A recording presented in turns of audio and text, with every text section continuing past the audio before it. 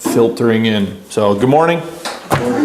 If you would, get your tactics books and open up to page 142. 142. So, we're just having some discussion. Are you going to teach the 12th? I'll talk to you later. Okay. So, we're going to do two more studies here. We're going to do this study and then a final study next week, and we'll be finishing the summer series here on the tactics curriculum and developing a game plan for discussing your Christian convictions. It's interesting. These videos online have not gotten maybe the number of views that some of the videos that we do typically do. But the people that have listened have had a very favorable reaction to this way of kind of going about things. I've heard from at least 2 or 3 people who have written me and asked, where they can get the material from. One of them's a pastor in Minnesota who has some interest in kind of going through some similar things with people in his church. So it's definitely been interesting. We got this one and then one more, and then we're going to be done. Fred has just volunteered to teach. He is going to teach, what would you say, Fred, the last 2 Sundays in August and the first Sunday in September, right? Yeah. So we will have class those weeks. Fred has presented me some material that he wants to talk about. So he's going to be presenting that over a 3-week period as we run up to the resuming of the class on the Bible, which will happen on the 9th of September. Okay, so just kind of be aware of what that schedule looks like. As of right now, I have one Sunday, the 12th, that is unspoken for. So if you're interested, let me know. We can have a conversation about bringing a lesson. So. We're going to get right into the tactic this week that Kukel's going to talk about is taking the roof off. Okay, this is chapter 10. So all these tactics are slightly different, and if you haven't figured it out yet, he's got all these like titles that he's come up with to try to explain them and keep them straight and really make them clear, for lack of a better term. So look at page 142. Before we actually get to the video, I want to just read a couple things together here out of the book. Okay. So chapter 10, page 142. Some points of view, if taken seriously, don't actually commit suicide. So if you remember, last Sunday we looked at those fatal views, right? We looked at sibling rivalry, infanticide. We looked at formal suicide, and then we looked at practical suicide and those arguments that self-destruct for various reasons, and we talked about that last time. So this time, this tactic is talking about something slightly different. He says, some points of view, if taken seriously, don't actually commit suicide, but they work against themselves in a different way. When played out consistently, they lead to unusual, even absurd conclusions. To understand how this works, you might think of maps and highways. If you were visiting Los Angeles and wanted to go to Santa Barbara up the coast, someone might draw a map to guide you to your destination. If, however, you followed the instructions very carefully and took the highway they suggested, but found yourself in Riverside on your way to the desert, you would know something was wrong with the route you had been given. So in other words, you want to end up here, but you're ending up somewhere else, right? You're ending up over here. You're not where you really want to be, right?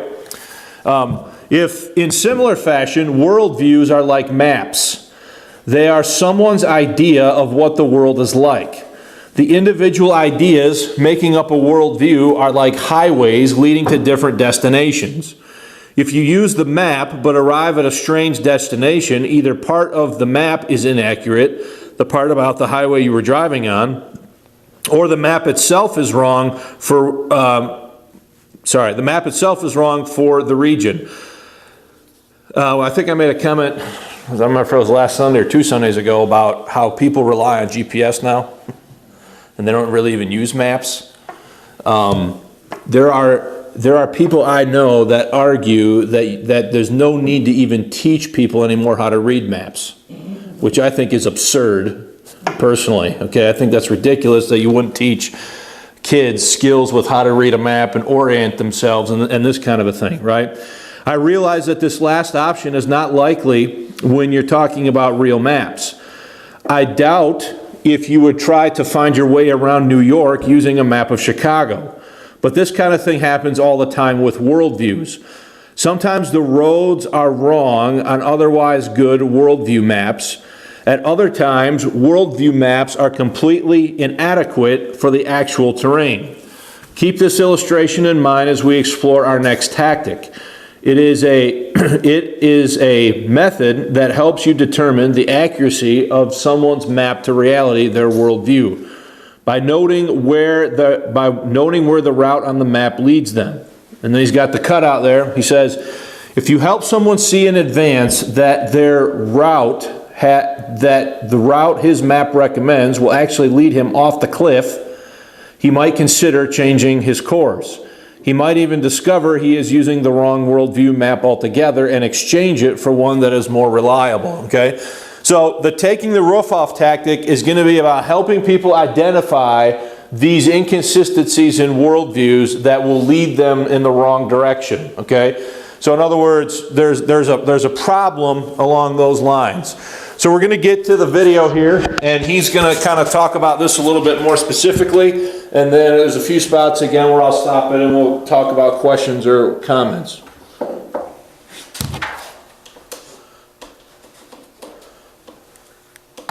Well, welcome back to our tactics training. I'm Greg Hochul from Stand to Reason. This is our 5th time together. And what we covered up to this session is we've talked about the entire game plan, the Columbo tactic, using questions to maneuver in conversations. We also talked about one way to use questions is to exploit a weakness or a flaw. And so last time around, we looked at a particular tactic called the suicide tactic that can be used in that way. We talked about suicidal views, express contradictory concepts, therefore they kind of self-destruct. They aren't things that you have to work too hard on, you just have to recognize it and point it out, okay? We also talked about how you recognize when someone's point of view does self-destruct. You identify the basic premise or the basic conviction or claim, and that's not always obvious, so spend some time reflecting on it. Next you ask, does the claim apply to itself? Okay, and if it does apply to itself, does it refute itself? And if it does, then you find a way to demonstrate that by using a question to point it out. The third thing we did last time around is we took some popular examples of self-refuting claims. We played them out a little bit. They were experiences that I've had in conversations with other people. And then at the end we talked about a specific species of suicide that I call sibling rivalry suicide. And simply put, this is where a pair of objections are in conflict with each other. And at least one of them's got to go. And if you can demonstrate the conflict, the rivalry between these siblings, then the person that you're talking with might let one go, and it makes your job a lot easier. Now here's what I'd like to do today. I want to tell you about the very first tactic that I ever learned. It's called taking the roof off. And I didn't know about tactics at the time, but it's something I learned from the late Francis Schaeffer, who used it to great effect. What I'm going to do this session is show you what taking the roof off is. I'll show you how to recognize the circumstances where you can use this tactic. I'll talk a little bit about why this tactic works, and there's a very particular reason for it. And finally, I'm going to give you some specific examples of popular ideas that will basically lead you over a cliff if you follow them, and that's kind of the idea here. And then I'll show you how you can take the roof off with them. It's very flexible, and it's something I think that you'll find useful in your arsenal of tactics. Now, sometimes when you press a view to its logical conclusions, the results turn out to be kind of absurd. You might think of when Jesus was talking with the Pharisees, and the Pharisees told Jesus, "You're casting out demons by the ruler of demons." So what did Jesus do when he was confronted with that challenge? He said this, he said, "That would mean that Satan is casting out Satan, right? And Satan would be working against himself. And a house divided against itself couldn't stand. And therefore, this was implicit, therefore he was not casting out demons by the power of Satan, but by the hand of God." So he looked at their point of view and their argument, and he showed how it led to an absurd consequence. He was taking the roof off, basically. And that's what you're doing when you use this tactic. You're reducing a person's point of view to its most basic level. You want to simplify it, at least so it's clear in your own mind, all right? And this is a step that I've mentioned a number of times before with all of these tactics. Many times the issue is clouded by a bunch of language. And you have to pay attention, use your Columbo questions if necessary, to figure out exactly what the claim is. Once you've got the claim in view, then you can use other tactics to determine whether it commits suicide, like we talked about last time, or whether it leads to an absurd result, giving you an opportunity to take the roof off, okay? And what we're going to do is you do that analysis, you figure out what the main thing is, and then mentally you kind of give it a test drive. You think, well, look, if we accept that as true and we keep moving forward with it, does it take us to any absurd places? So for the sake of argument, we're going to treat it as if it were true. Then we're going to test drive it and see if, following the logical consequences, the route leads you over a cliff. And if it does, there's probably something wrong with where you started in the first place, okay? So that's the basic idea here. Now, the point of this tactic is to see if a person can really live with the moral or intellectual consequences of his beliefs, because they can be applied in different ways. And in essence, what you're doing is you're taking their moral or rational views seriously, and then you're showing them that if they're applied consistently, they're going to lead to something that's either absurd for an intellectual issue or for a moral issue, just clearly immoral, okay? That's taking the roof off. The tactic is also known as reductio ad absurdum, or simply reductio to make it short. That is, you're taking the point of view and you are reducing it to its absurd conclusion or consequence. What this shows, though, is that some points of view that people hold simply prove too much if you take them seriously. You remember in the very first session I talked to you about the witch in Wisconsin. And in my series of questions there, when she said that abortion, baby killing is appropriate in the case of incest, I asked her a question that stopped her in her tracks. Do you remember what that question was? Yeah, I asked her, if I had a 2-year-old that was standing next to me who had been conceived by incest, then on your view, I should be allowed to kill this baby. Is that right? There is my application. I took her point of view. I gave it a test drive. I saw where it landed.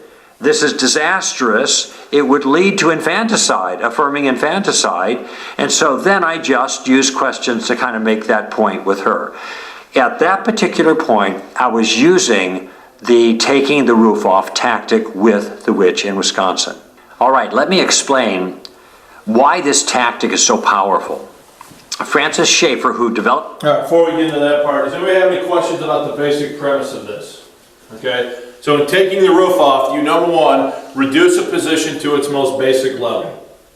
Now, you might have to ask some questions and use some of the Columbo questioning strategies to really get to that point, but then what you do is you test drive the idea with somebody to see where it leads.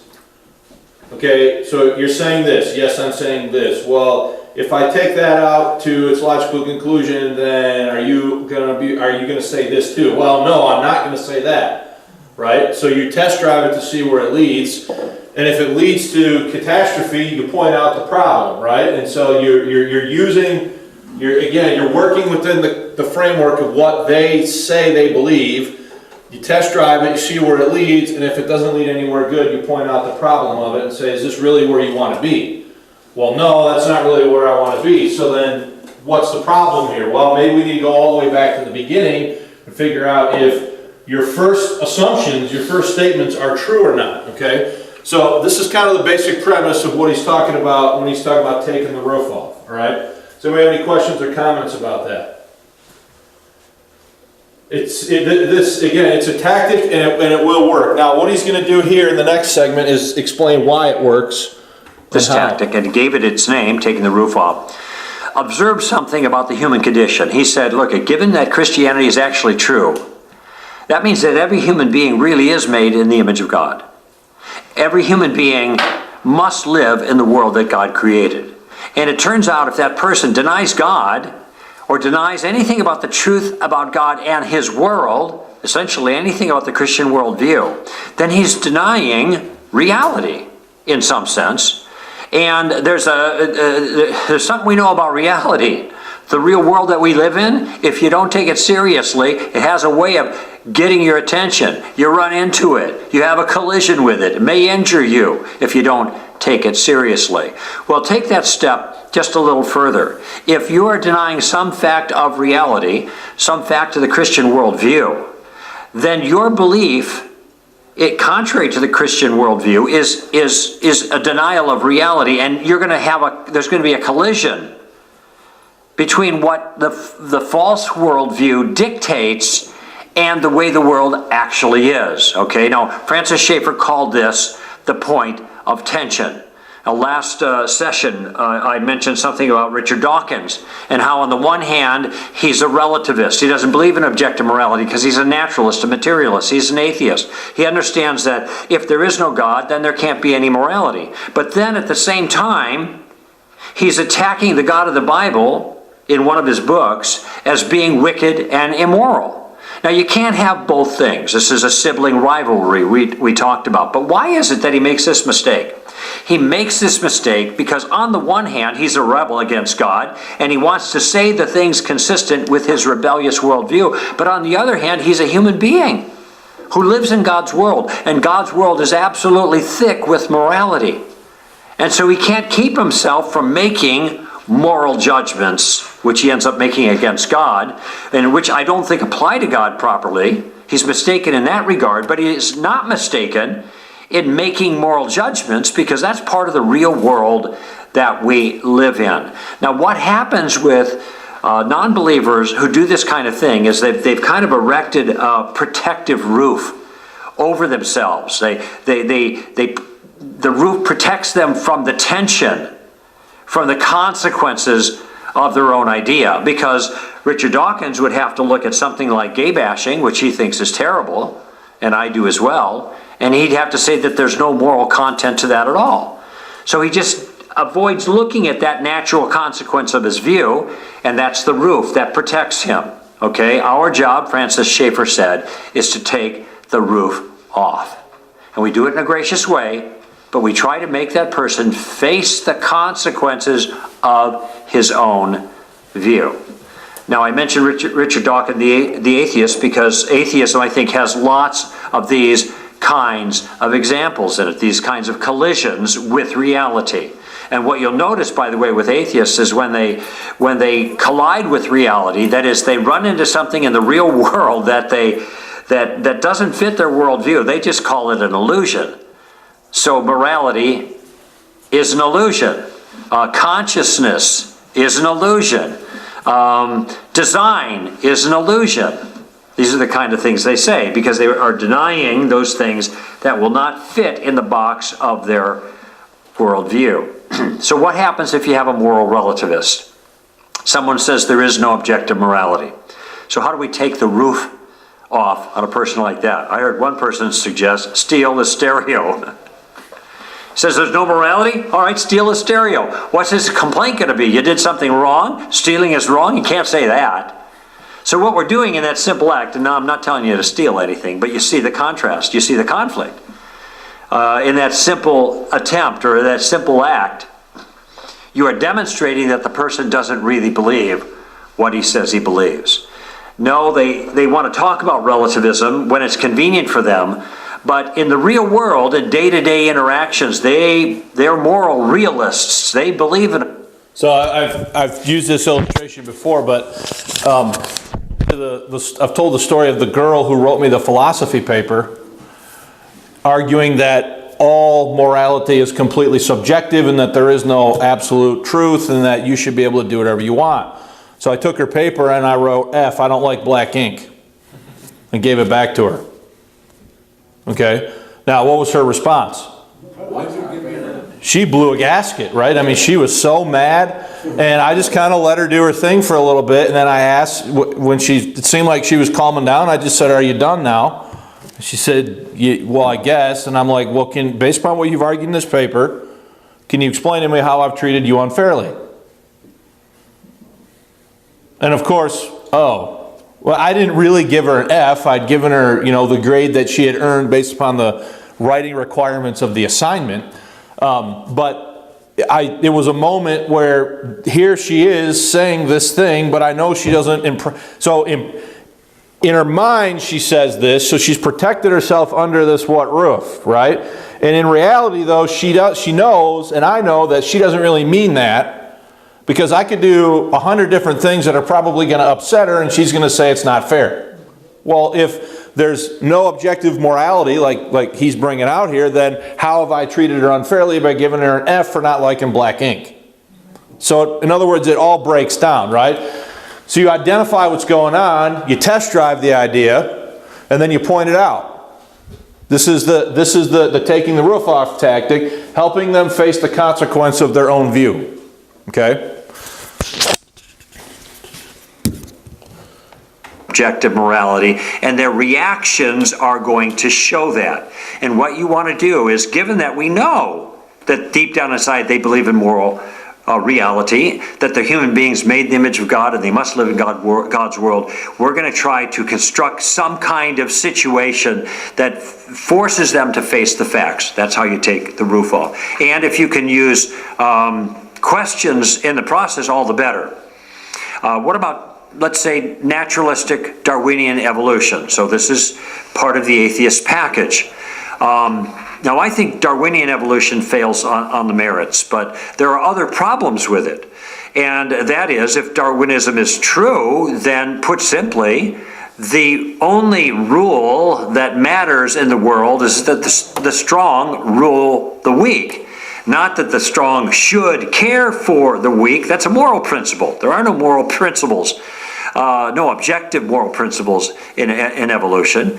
And there is just this principle of the strong ruling the weak. So I want to point something out about that.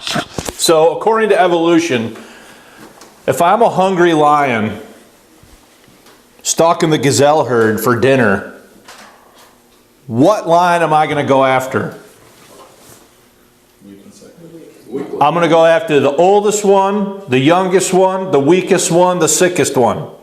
Right? I'm going to go after the one that is going to cause me to expend the least amount of time, energy, and effort to get it. Right? And meanwhile, the rest of them, the fittest and the strongest, they what? Yeah. They survive. They run away from me and they live another day until they're old and sick and weak, and then I can eat them. Right? Okay, you get the point of evolution, right? So have you ever seen in the gazelle herd the strongest, fittest gazelle turn around and come back and mourn and weep over the one that just died? No, because it's that sort of brutish and nasty if that's the way you want to have it, right? So what he's pointing out here is, if this is the way you really think it is, then you have to consistently view it this way all the way through. If you at any time think, well, no, it's now the job of the strongest to protect the weak, well, where exactly does that premise come from based upon the way the system is set up to function? The only way you're going to get that is if there's some other intelligence that is setting that up, right? So what he's going to point out here is, if you're going to take this and test drive it, the pure application of this is going to lead every evolutionist off a cliff when it comes to fundamental basic reality and morality. Does that make sense? If a person is holding to Darwinism, then I think it's fair to ask this question. So here comes Columbo. Tell me your principled objection to genocide. Joseph Stalin? Mao Zedong? I mean, between the two of them, we've got pretty close to 100 million lives taken. So much for the old canard that it's religion that causes most bloodshed in the world. No, it isn't. It's secular ideologies. For example, communism, which has atheism as its foundation. And they believe in the Darwinian model. And the Darwinian model says the strong rule the weak. And that's what they're doing. They're the strong ones. They're ruling the weak ones. Who's to complain? Now, I know that atheists don't think that's right. My question is, what is their principled argument against it, given their worldview? And the answer is, there is no principled argument against it, given their worldview. What have I done? I've taken the roof off and I've let the cold wind blow. So they have to feel the force of the consequence of their worldview. They know that in the real world there's terrible evil. They don't want to admit it quite like that in so many words, especially when they're defending turf. And when they're advancing atheism, they're going to deny objective morality, okay? You take the roof off in that situation. Sam Harris is another new atheist, and Sam Harris, this is really amazing to me. But he's not alone in this. Sam Harris is a determinist, and what a determinist is a person who believes that the whole world, the whole universe, every single thing is just a complicated set of dominoes falling. All of the choices we make, all the things that we believe, are all determined by the physical circumstances that come before him. Now, why does he believe this? Because he's an atheistic naturalist. He believes in the material world. There can't be anything like free will, because you cannot get free will from a materialistic world. So at this particular point, Sam Harris is consistent with his worldview. But you take it a little further, and you're going to have some real problems. For example, if determinism is true, you can't have any morality. You can't have people that are praised for good things they do or blamed for bad things that they do, because praise and blame don't work in a world where there is no good or bad. Everything's already determined by the circumstances that come before, so there are no choices to be made. So how is it that Sam Harris then can talk about morality? Worse, how can he even argue in favor of atheism or Darwinism or even determinism? Because to argue in favor of something presumes that you have the freedom of choice to assess the argument and come to a conclusion based on the evidence. But So what he's talking about is scientific determinism. It's the idea that everything that a human being and human beings are just think of everything around us as like a wheel, and all the different spokes or whatever that are in this wheel, right?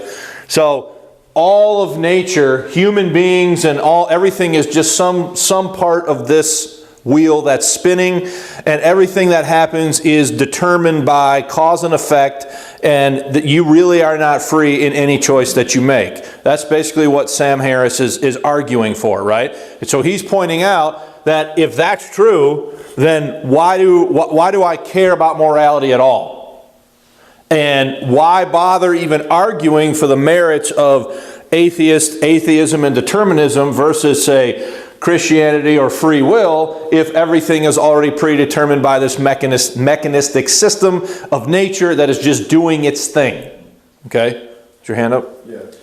Right. The major problem I think he points out is that if that's true, everything we do is what they often call a conditioned response. Yep. So if I don't have free will, I only react to things happening to me. I never act independently. So the problem with that is if I never choose to do anything, how do I know that?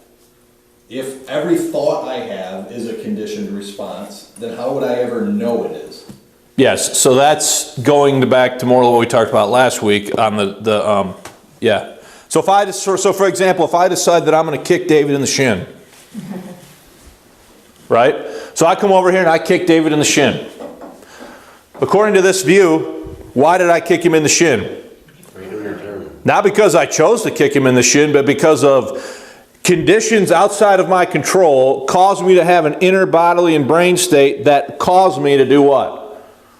kick him in the shin. But I'm not really responsible for kicking him in the shin because this is all determined, this is all foisted upon me by conditions outside of my control. So therefore it's determined that I would what? Kick him in the shin. That's essentially what this is. What Nate's going a step further than that and basically saying, well, the notion that led to me to kick him in the shin, that wasn't even a free thought according to this view. That's what you're getting at, right? Was there another part of it? Well, yeah. So like we said, when he argues for this position, that argument is a conditioned response, which means we can put no faith that it's true or not true. There is no truth value to it because we would never know. So when Sam Harris is arguing for this view, it's determined that he's arguing for this view. Right, and we could never assess the truth value of it. Right. No. Determinism is true. You don't come to any conclusions. You just believe what you're determined to believe because of the physical circumstances before you. That is, Sam Harris has a couple of different points of view that cannot coexist. And this is another example of sibling rivalry. And we take the roof off and we show them, your worldview can only give you these goods and no more. And if that is a little painful, sorry about that. Now, if you want this other stuff, if you want morality, if you want free will, if you want rationality, there's the only place you're going to get that is from our worldview, not from yours. And what you've been doing is you've been living on borrowed capital, basically. You've been stealing from us. So you take the roof off and show them where their worldview leads. Remember, you take their point of view seriously for the sake of argument. You give it a test drive mentally. You see where it leads, and then you just point that out. And if you can use questions to do so, all the better.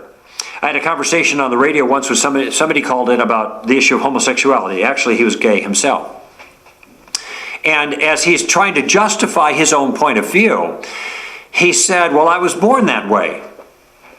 Okay, now you've heard this before. Let me just tell you, as an aside, no one was born that way. There's not a shred of evidence for this.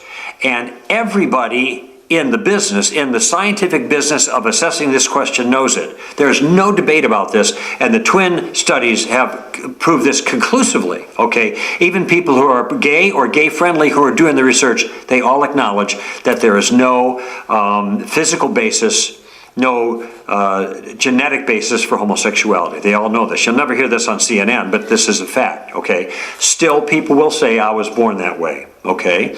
And there's a principle in play here. The principle, the unspoken principle is, if I was born that way, then it's natural to me, and if it's natural to me, then it must be okay for me. All right. Now that's the part you have to kind of strain out of the statement. You have to break it down to its component parts in your own mind. Okay, this is where he's going to.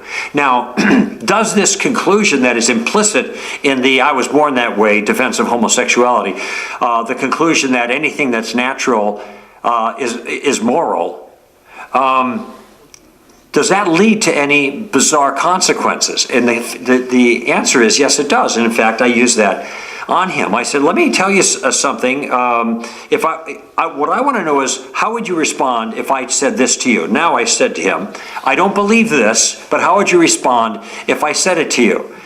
If I said I had a condition that I've had all my life, ever since I was a younger child, I was aware of this, and now I'm using the language that was perfectly parallel with his own description of his developing same-sex attraction.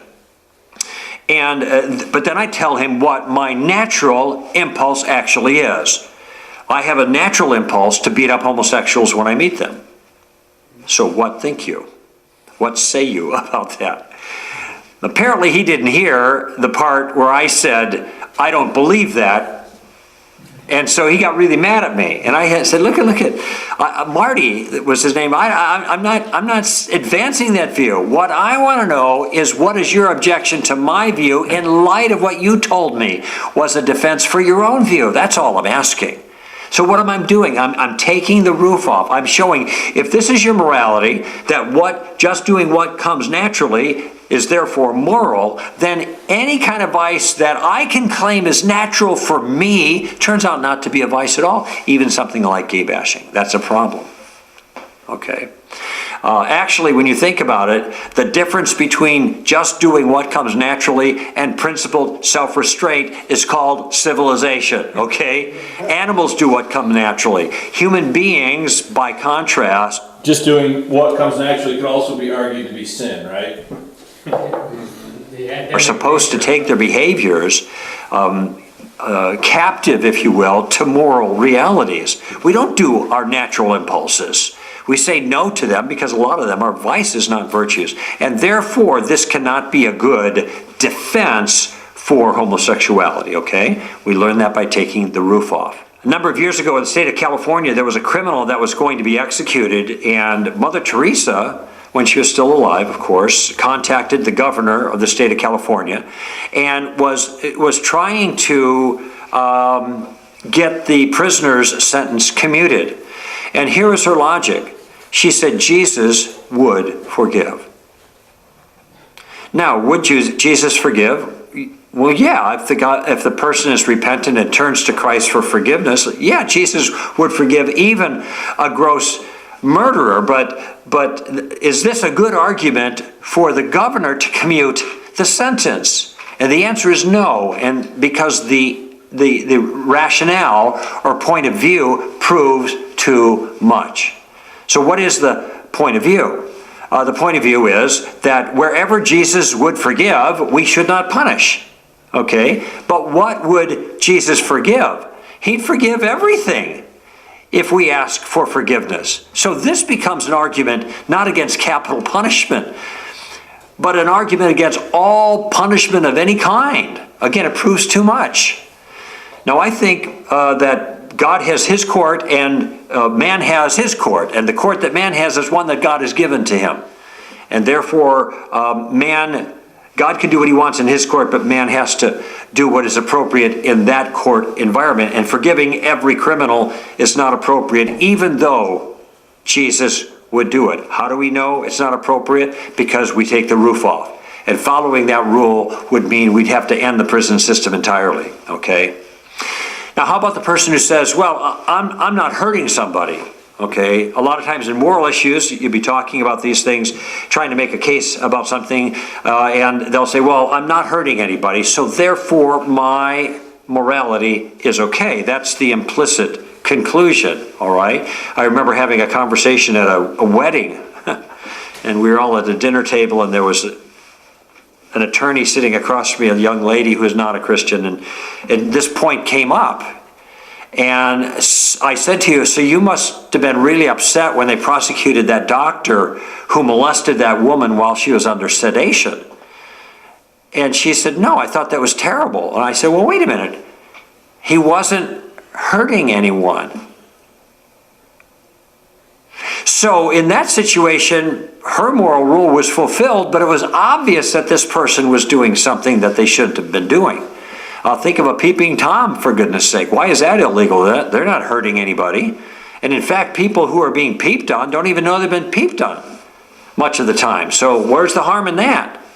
Well, it turns out, just by reflecting on those illustrations as I take the roof off, this would be the consequence, that morality has got to be much broader than simply the rule, do no harm, as long as I'm not hurting someone. No, there's a lot more to morality than that. And therefore, simply arguing that I'm not hurting anybody is not enough justification to be able to allow you to do whatever it is you want to do. Okay? In the real world, morality is much bigger than this kind of thing. All right? That's the point of tension, by the way.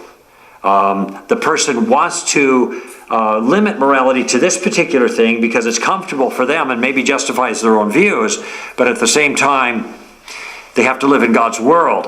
And there are plenty of counterexamples that are clearly wrong to them that do not fall under that heading as long as I'm not hurting someone. We talked about another example in another session when a student says there is no truth. And we talked about that being self-refuting. You could ask them, really, is that true? But you could also ask another question that would be an example of taking the roof off. This idea that there's no truth, almost universally in my experience, comes from students. So when they go to college, this is what they learn. They learn there is no truth. And that strikes me as a little bit odd. Isn't going to the university the place where you're supposed to learn what is true and gain knowledge, whatever? So if that's what they're learning, what are they doing at the university? And that's what I ask. If you don't believe there's truth, then what are you doing here at the university? Is this what your professors are teaching you? There's no truth? You should ask for your money back. The fact is, in the real world, there is truth and we can know it. Indeed, we are truth seekers by nature. This is the way we're made. We're made in the image of God. We live in the world that God has made. And deep down inside, people know these things to be so, these things that they're trying to deny for other reasons. What we do is we take their point of view, we give it a test drive, and we see where it leads. That's taking the roof off. So that's what we've done so far in this session.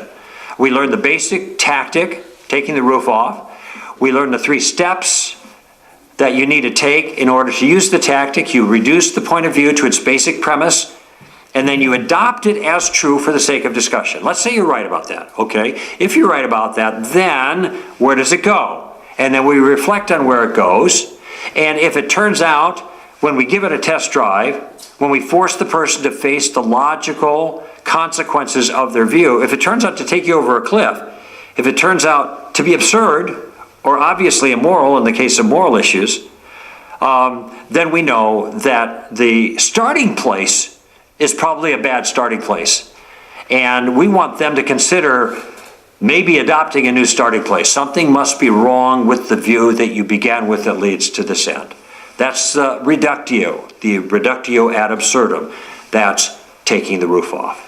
We also learned why this tactic works, and I've mentioned it many times to reinforce the notion.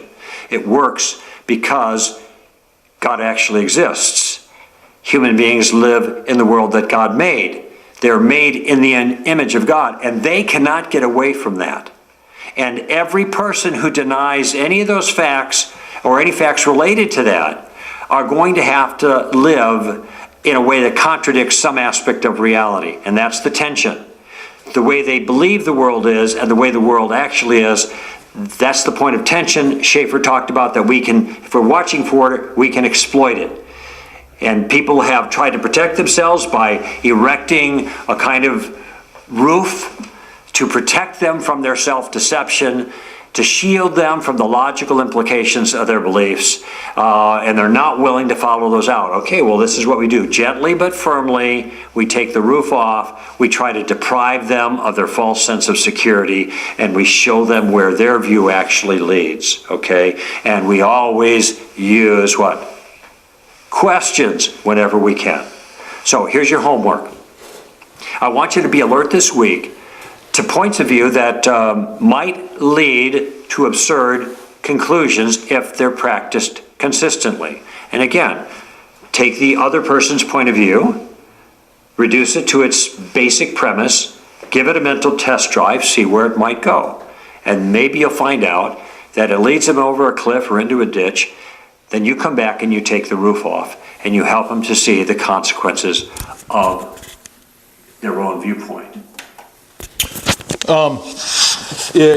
Anyone have any questions or comments about that? I want to end by going to page 152. So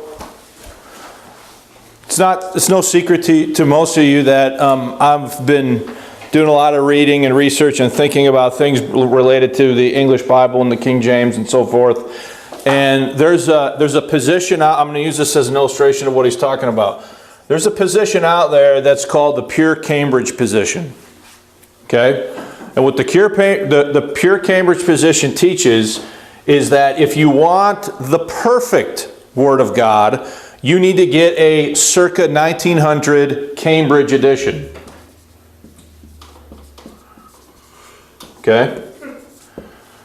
This is the one that has everything every word spelled correctly, every punctuation mark in the right spot, everything is pristinely perfect in the circa 1900 Cambridge edition. This is the perfect one.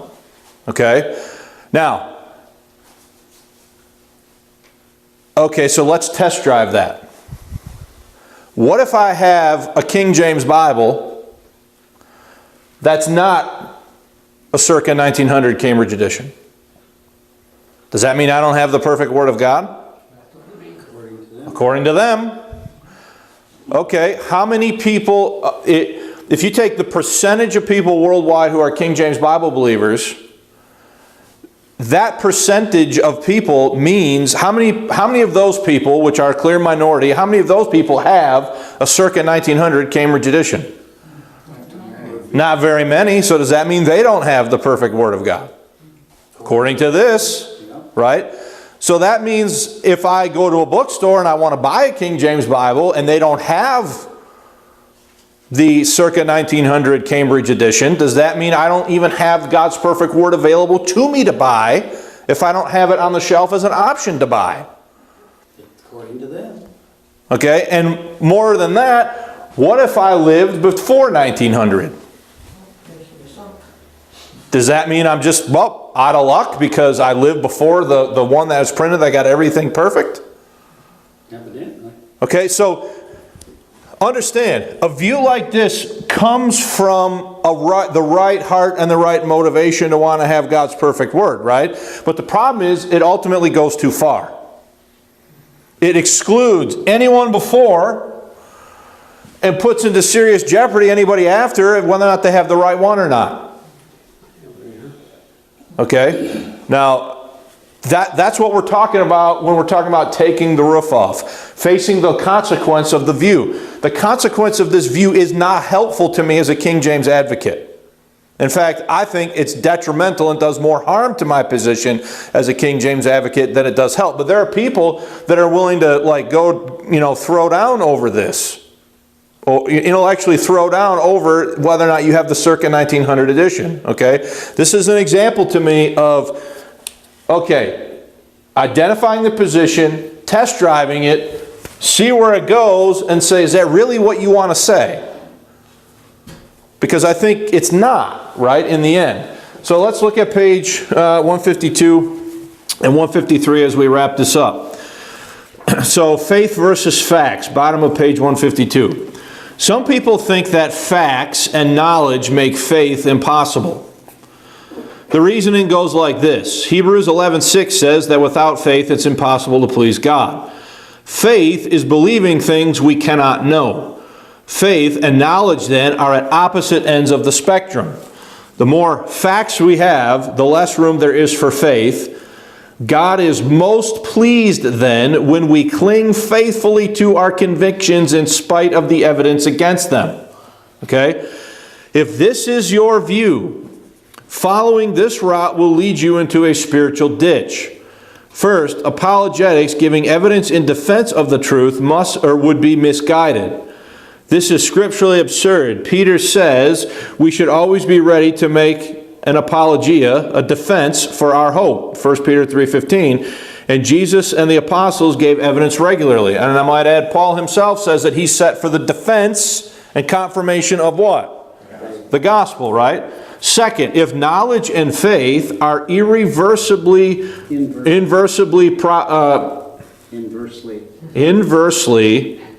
proportional, i.e., as knowledge decreases, faith increases, the more evidence we find against Christianity, the better. Our knowledge would shrink to nothing, providing ample opportunity for an abundance of blind faith. Indeed, affirming something you knew to be false would be then of the greatest virtue. If you took this view, God would be most pleased with those who had every reason to know the resurrection never happened. For example, yet still believe. The Apostle Paul, however, called such a person pitiful. If Christ be not raised, your faith is also vain. So in other words, that's the exact argument, right? Well, if it takes the most faith for me to believe this and it's counter to fact, that Paul says that's crazy because what you believe about the resurrection is in line with what? The facts and what actually occurred and what actually happened, right? According to Paul, if we believe contrary to fact, we believe in vain. We are not heroes to be praised, but fools to be pitied. What has gone wrong here? The problem is with the premise. Faith is believing things you cannot know. This is not a biblical understanding of faith. Faith and knowledge are not opposites in Scripture. They are companions. How many times does Paul pray that you be increase in the knowledge of his what? Of his will, right? They are companions. The opposite of faith is not fact, but unbelief. The opposite of knowledge is ignorance. Neither is a virtue of Christianity. Okay? So this is our tactic, taking the roof off. And hopefully you can see some applications for it. You can see how it works. Again, it's reducing something to its most basic level, taking it for a test drive to see where it leads, and then pointing out the problem. And I use this thing about the Pure Cambridge circa 1900 as just an example of okay, let's drive that out. Let's get in that car. Let's drive that. Let's assume that's true, and let's see where that leads. And it seems to me that it leads to some pretty interesting things that I don't think you want to be arguing for as an advocate of the King James Bible. Okay, so that's just an example of what we're talking about. Next Sunday, we'll look at steamroller. Steamroller is the last lesson in the video curriculum here, and I might also touch on the end about a few highlights from these last 3 chapters about Rhodes Scholar, just the facts, and more sweat, less blood. Okay, so whatever happens next week, we'll kind of wrap this up and we'll go on from there. Okay, thanks for your attention.